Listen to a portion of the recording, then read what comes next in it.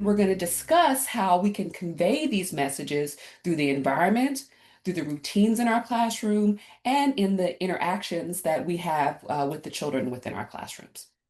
So let's take a look at this first one. This is a good place to be. This is a message of reassurance, right?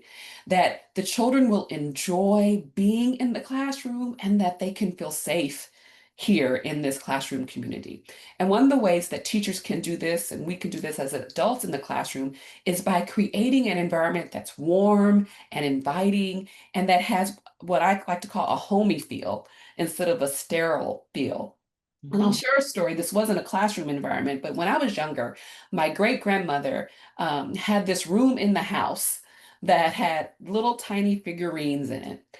And the cushion of the couch and the armchair had plastic, clear plastic over them. I didn't feel like that was a good place to be as a child. Other rooms in the house, yes, but this one room that she had just didn't feel cool to me as a young child because of the way that the environment was set up, right? And so we want to make sure that children enter the space and feel like that they will enjoy being in that space. And in our interactions with children, we model for them that asking questions and sharing our opinions is welcomed, right? It's okay.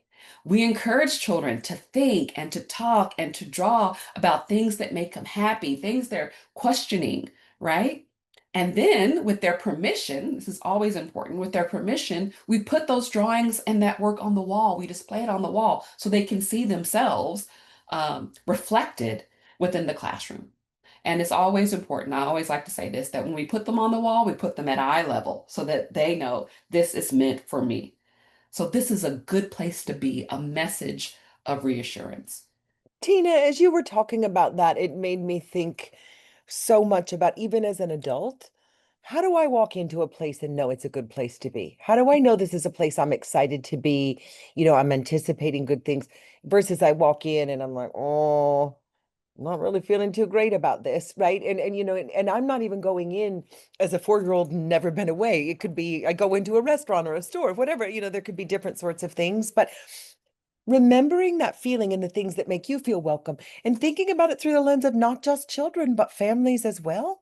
How do Mm. families know that it's a good place to be? One of the favorite things that I love a lot of things about teaching strategies, but in our new infant and toddler curriculum, there's a whole call out box for morning moments with families, right?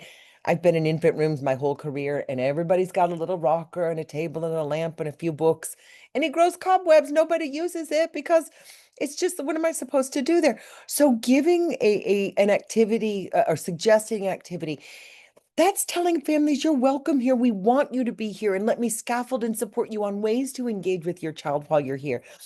So it's even with the best of intentions, I think sometimes we can miss that mark.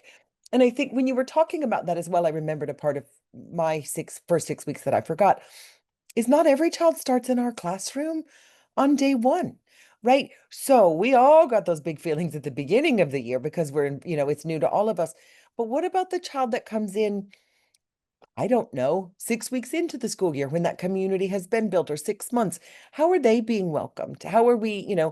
And again, I think about all of the organizations that I've worked in and where we had mentors or buddies that took you out to lunch your first day and ways to help you navigate even as adults. So there you just using that empathy and having an open mind and a curiosity about how does this place feel, smell, look, sound, all of those things. Thank you for that, Laura. And even in the chat box, I'm seeing that teachers are communicating it's a good place to be by making sure the place is clean, by their smile, being friendly and approachable from that all the staff is friendly and approachable, and that they are asking parents how they're doing and remembering that there are people too. So all these things, and you mentioned smell, that's a big one for me too.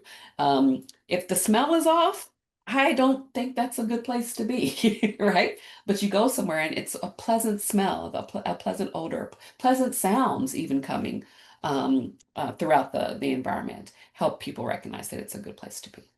As we move on in these and go through these six positive messages, I want you to be thinking about how you communicate these messages in your own classroom. So how are you communicating this is a good place to be in your classroom?